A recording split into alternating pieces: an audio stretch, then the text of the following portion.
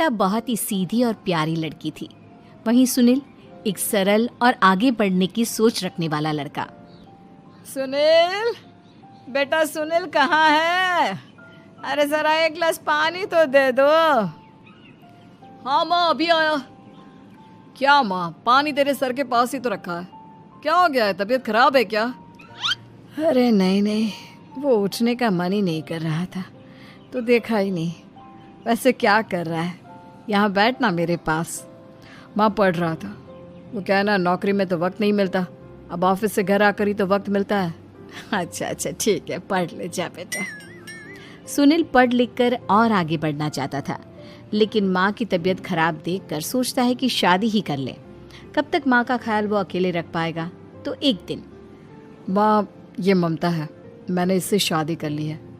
तुम्हारी तबीयत भी ठीक नहीं रहती तो मैंने सोचा शादी कर लेता हूँ। घर संभालने वाली और तुम्हें संभालने वाली कोई आ जाएगी तो अच्छा रहेगा।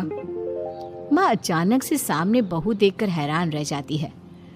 बेटा ये क्या बात होती है? न बैंड, न बाजा, न दहेज, न शगुन, ऐसे कैसे बहू आ गई? माँ तू तो जानती है मैं नौकरी के साथ पढ़ाई कर रहा हूँ, तो कहाँ से इतना पैसा बचा पाता कि धूमधाम से शादी करता। वैसे भी माँ, लोग तो आकर खाकर निकल जाएंगे, इसलिए बस वैसे ही। माँ जी, मैं आपका ख्याल रखूंगी। वैसे भी ये आगे की पढ़ाई कर रहे हैं, अच्छा कुछ कर गए तो सबके दिन फिर से अच्छे आ जाएंगे। सास को ममता की बात ठीक तो लगती है, लेकिन मन में कहीं ना कहीं लगता है कि कहीं बहू बेटे को लेकर फुर्र ना हो जाए और फिर तो वो रह जाएगी अकेली। बेटा देख, मेरा जो कुछ भी है वो सुनील ही है, और सुनील का भी अब इस दुनिया में मैं ही हूँ और कोई नहीं। क्या सुनील? बिल्कुल माँ, लेकिन आज से ममता भी मेरे जीवन का अहम हिस्सा है, जैसे तू है। सास को बड़ा बुरा लगता है कि उसकी सल्तनत में कोई और हिस्सेदार कैसे हो सकता है। कैसे कोई और उसके 30 साल के बेटे की जिंदगी में अचानक से आकर बराबर का हिस्सेदार बन सकता है। देख बहू, मैं भले थोड़ा बीमार रहती हूँ, लेकिन इसका मतलब यह नहीं कि घर की चीज़ों में मेरा कंट्रोल खत्म हो गया है। मैं आज भी इस घर की रानी हूँ, समझी? बेटा सोचता है कि ये माँ को अचानक से क्या हो गया। कल तक जो माँ कहती थी कि जिंदगी का कोई भरोसा नहीं, वो अचानक से जंग के मैदान की झांसी की रानी कैसे बन गई? माँ क्या हो गया है? सब ठीक है ना? अचानक कैसी बात कर रही हो? ममता का आज पहला दिन है, स्वागत करो उसका। आसपास की आंटियों को बुलाओ, नई दुल्हन की मुंह दिखाए करवाओ। खैर, सास होने का फर्ज निभाती है और बाद में एक सहेली के साथ बाहर निकल जाती है। क्यों री बताया नहीं कि बेटे का ब्याह कर रही हो? वैसे तो सारा दिन हम ही में घुसी रहती हो। अरे मुझे भी तो अभी पता चला, यूं अचानक सर पर लेकर आ गया। कहता है बहू है माँ तुम्हारी, अब इसको भी इतना ही मैं प्यार करता हूँ जितना तुझे करता हूँ। लो जी, ये क्या बात हो गई? क्यों इतना प्यार करता है? अरे माँ का प्यार तो ज्यादा होता है। अब उसको तो कोई दूसरा पति मिल सकता है, लेकिन तुम ही बताओ, क्या माँ की ममता किसी और की हो सकती है? ना जी ना, बेटे को समझाओ ये बात। अरे क्या समझाऊं, मुझे तो खुद ही समझ में नहीं आ रहा कि क्या हो रहा है। जो बेटा कल तक माँ माँ करता था, अचानक से बीवी बीवी का राग आलाप रहा है। देखा, उसकी बीवी ना सुंदर और जवान है। सुंदरता के आगे तो एक से एक नहीं टिके, तो तेरा बेटा किस खेत की मूली है? सास को भी समझ में आ जाता है कि बहू की सुंदरता के आगे माँ का प्यार किसी काम का नहीं। उधर बीवी, ए जी, अम्मा जी सहेलियों को छोड़ने गई थी, अभी तक आई नहीं, हम देख आए क्या? अरे रहने दो ना, आ जाएंगी। कहाँ जाएगी, उनकी आदत है, एक बार जाती है तो पूरी पंचायत खत्म करके ही आती है। अच्छा ही है, खाना वाना खा कर गई होगी। छोड़ो ना, घूमेगी तो खाना पचेगा, नहीं तो ऐसे ही खाट पकड़ लेगी। बहू भी शांत हो जाती है। उधर सास सोचती है कि आज थोड़ा देर से ही घर जाती हूँ, जब बेटा परेशान होकर ढूंढेगा तब मजा आएगा। बीवी को खुद ही पता चल जाएगा कि माँ के आगे उसकी दाल नहीं गलेगी। लेकिन वहीं दूसरी ओर घर पर, ए जी, माँ जी अभी भी नहीं आई, हमको तो घबराहट हो रही है कि क्या करें, जाकर पता करें किसी के घर। अच्छा, कहाँ जाओगी ये भी बता दो। पहला दिन है तुम्हारा इस घर में और एक ही दिन में मोहल्ला छानोगी क्या? हाँ, तो आप भी तो नहीं जा रहे हैं ना, हमको फिक्र हो रही है। अरे यार, ये रोज का है अम्मा का, खाओ और सो जाओ। बस फिर क्या था। बेटा बहू खाना खाते हैं और कमरे में सोने चले जाते हैं। उधर जब सास को कोई देखने नहीं आता तो वो हार कर घर आ जाती है, जहाँ वो देखती है कि सारे घर की लाइट्स बंद है। सास को गुस्सा आता है। बहू, ममता बहू कहाँ हो? लेकिन सारे दिन की थकी बहू को ऐसी नींद आती है जैसे किसी ने भांग की गोली खिला दी हो।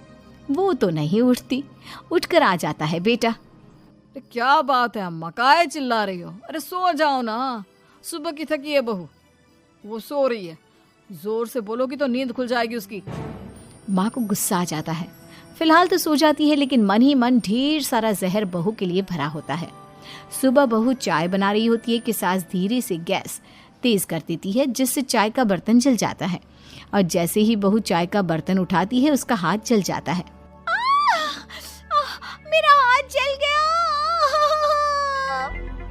वो जोर जोर से चिल्लाकर इधर उधर भागती है कि सास थोड़ी देर में उसके हाथ में पानी डाल देती है। हाय रे बहू, क्या कर रही हो? पहली बार रसोई छुई हो क्या? सासू माँ, गलती से गैस तेज रह गई थी और बर्तन जल गया, जिससे मेरा हाथ जल गया। हाय रे, कितना गंदा दाग। छी छी छी छी, मुझे तो उल्टी आ रही है तेरा गला हुआ मांस देखकर। तू ना मुझे अभी साथ से खाना मत लगाना। बहू भी खुद का हाथ देखती है तो उसे भी रोना आ जाता है। कुछ दिनों के बाद सास की सहेली आती है। बहू चाय बनाकर लाती है। उसके जाने के बाद सहेली कहती है, बहू की सुंदरता ऐसी है कि कोई भी दीवाना हो जाए। वैसे तेरे बेटे का क्या हाल है? अरे वैसा ही है, बहू के पीछे लट्टू। क्या करूं, कुछ समझ में नहीं आ रहा। मैंने तो बहू के चेहरे पर दिवाली के पटाखे की चक्री फेंक दी, उसका पूरा चेहरा जल गया। अब देखो ना रही सुंदरता, और ना ही अब मेरा बेटा उसे पूछता है। अरे अब तो वो उसे छोड़कर दूसरी भी देखने को बोल गया है मुझे। बहू सारी बात सुन रही होती है। आंटी, एक बात बताइए, क्या भरोसा है कि दूसरी सही आए और आपके अनुसार रहे? देखिए आंटी, मेरी सासू माँ को गलत बात सिखाने की जरूरत नहीं है। हमारा परिवार साथ में खुशी से रह रहा है। देख बहू, मेरी सहेली की बेइज्जती ना कर, वही अच्छा रहेगा तेरे लिए, समझी? बहू नहीं मानती है। वो बार बार उनकी सहेली को घर से निकल जाने को कहती है। तभी सास की सहेली पास के चूल्हे से लकड़ी लाकर बहू के चेहरे पर लगा देती है। बहू जोर जोर से रोने लगती है। अरे ये क्या कर दिया? मैंने कहाँ किया, ये तो तूने किया। तू ही नहीं चाहती थी कि बहू बेटे के साथ रहे, भला मैं क्यों करूँगी? मैं तो चली, निपटो अब। बहू रो रही होती है, दर्द से चिल्ला रही होती है, लेकिन सास उसे डॉक्टर के पास नहीं ले जाती। तभी पति आता है। क्या हो गया ममता? ये दाग कैसे लगा? तुम कैसे जली? ममता कुछ नहीं कहती, बस दर्द से करा रही होती है। पति माँ की तरफ देखता है। हो ना हो माँ, ये पक्का आपका काम है। आप ही ममता से जला करती थी ना।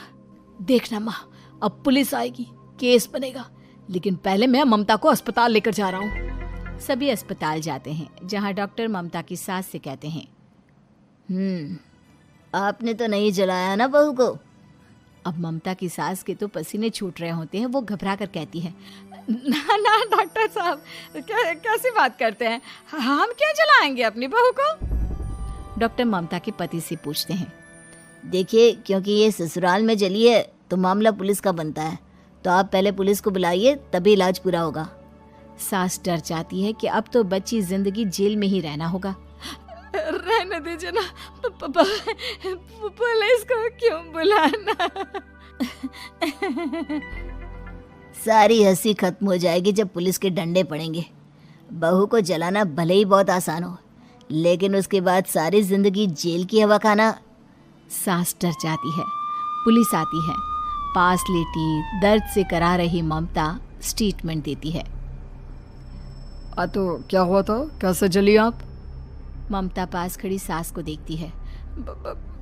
बेटी बताओ, कैसे जल गई तुम? ओए, काका का किरण वाली शाहरुख, चुप, बिल्कुल चुप। सास चुप। सभी इंतजार करते हैं कि ममता क्या बोलेगी।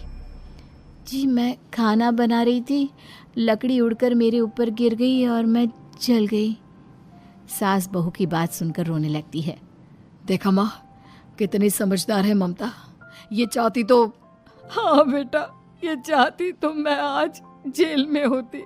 मुझे माफ कर दे, मैं आगे से अभी कभी ऐसा नहीं करूंगी। बहू के साथ मिलकर रहूंगी, मुझे माफ कर दे।